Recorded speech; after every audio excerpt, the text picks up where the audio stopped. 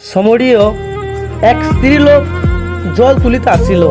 যিশু তাহাকে বলিলেন, আমাকে পান করাবার জল দাও, কেননা তাহারা শিষ্যরে খাদ্য ক্রয় করিতে নগরে গিয়াছিলেন। তাহাতে সমরীয় স্ত্রীলোকটি বলিল, আপনি যিহুদি হইয়া কেমন করিয়া আমার কাছে পান করিবার জল চাইতেছেন?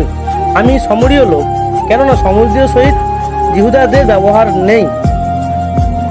তো স্ত্রীলোকটি তাহাকে বলিল, মহাশয়, জল তুলিবার জন্য আপনার কাছে কিছুই নাই, কূপটিও গভীর, তবে সেই জীবন্ত জল কোথায় হইতে পাইলেন?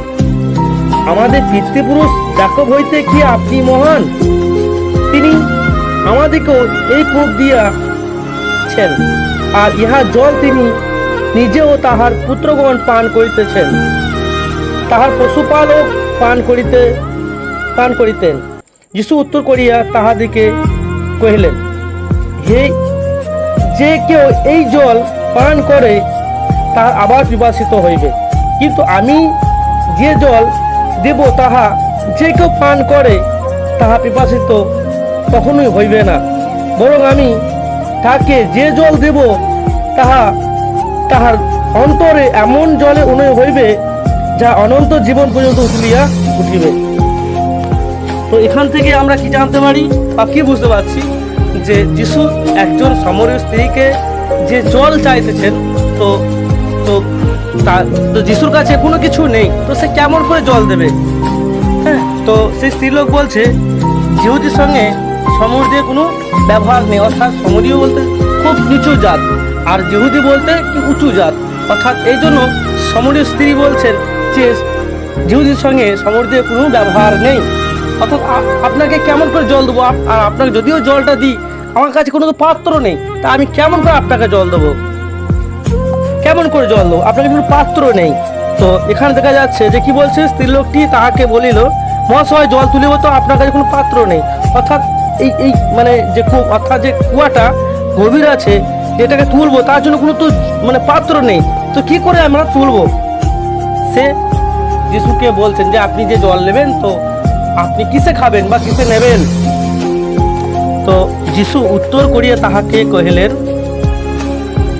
যে কেউ এই জল পান করে তার আবার পিপাসিত হইবে, কিন্তু আমি যে জল দেব তাহাদের যে কেউ পান করে তাহার পিপাসা কখনো হইবে না। অর্থাৎ সত্যি ঈশ্বর যে জলের কথা বলেছেন, বাস্তব সত্যিকারের জলের কথা তাকে বলা হয়নি। সেই সমস্ত স্ত্রীকে যে জলের কথা বলা হয়েছে, তিনি সেই ব্যাপারটা বুঝতে পারেনি, সেটা সে বুঝতে পারেনি। তার জন্য যিশু বলল, যে কেউ এই জল পান করে সে আবার পিপাসিত হইবে, কিন্তু আমি যে জীবন্ত জল দেবো সে কখনো পিপাসিত হবে না। অর্থাৎ ঈশ্বরের জীবন্ত বাক্য, যিশু যে জীবন্ত ছিল এটা তিনি তাহাকে বলতে চাইছিলেন, কিন্তু সে বুঝতে পারেনি। তো এই জন্য তিনি এই কথা বলেছিলেন, আমি সেই জীবন্ত জল দেবো যা কখনো পিপাসিত পাবে না। তারপরে কি বলছে, বরং আমি তাকে যে জল দেবো তাহার অন্তরে এমন জলের উন্নয় হইবে যা অনন্ত জীবন পর্যন্ত তুলিয়া উঠিবে। অর্থাৎ সত্যি এখানে ঈশ্বর যে আমাদেরকে আশীর্বাদ করবে, যে আমাদেরকে জীবন্ত জল, ঈশ্বর প্রভু যীশু খ্রিস্ট যে স্বয়ং তিনি জীবন্ত জল আমাদের জীবনে, আমাদের হৃদয়ে থাকবেন। অর্থাৎ কি বলছে, অন্তরে এমন জল উন্নয় হইবে, অন্তরে অর্থাৎ কে? যিশু আমাদের অন্তরে থাকবে, তার বাক্য আমাদের অন্তরে থাকবে। যখন আমরা সেই যিশুকে বিশ্বাস করব, অর্থাৎ সেই যিশু যখন বাক্যকে শুনবো মনোযোগ সহকারে, তখন আমাদের মনের পিপাসিত, অর্থাৎ যে আমাদের এক এক সময় আমরা সিদ্ধান্ত ঠিকঠাক নিতে পারি না, মনকে স্থির রাখতে পারি না, তো এই জল আমাদের প্রয়োজন আছে। যিশু সেই জীবন্ত জলের কথা বলেছিল, যে যিশু স্বয়ং জীবন্ত জল, তিনি এটা বলতে চেয়েছিলেন, কিন্তু বাস্তবে সেই স্ত্রী সত্য জলের কথা ভেবেছিলেন, কিন্তু যিশু তিনি নিজের কথা বলতে চেয়েছেন, কিন্তু সেখানে সেই স্ত্রী বুঝতে পারেনি। তো সমস্ত ভাই বোনদেরকে বলছি এবং বিশ্বাসী, তো অবশ্যই এটা হচ্ছে সত্যি যিশু জীবন্ত জল, আর তিনি জীবন্ত জল হয়ে আমাদেরকে বলতেছেন যে আমি সেই জীবন্ত জল, অর্থাৎ যে কেউ পান করে সে পিপাসিত হবে না। অর্থাৎ আমরা যখন সত্য যিশুকে মন থেকে গ্রহণ করি আর তার বাক্য শুনি এবং সে বাক্য অনুসারে যখন পালন করি, সত্য ঈশ্বর আমাদের জীবনে কি জীবন্ত জল হয়ে আমাদের সমস্ত পিপাসা কি মেটাতে থাকে। বুঝতে পারছেন? তো এখানে সত্য খুব সুন্দর মানে আমাদেরকে এই জীবন্ত বাক্যর বিষয়ে বলেছেন। তো অবশ্যই যিশু হলো জীবন্ত জল, সত্য আপনারা যাহারা জানেন না অবশ্যই যিশুকে বিশ্বাস করুন। যিশু আপনার জীবনে অন্তরে বাস করবেন এবং অন্তর থেকে আপনার জীবনে আপনার অন্তর থেকে আপনার সমস্ত পিপাসিত আপনি মেটাবেন, আপনাকে মেটাবেন।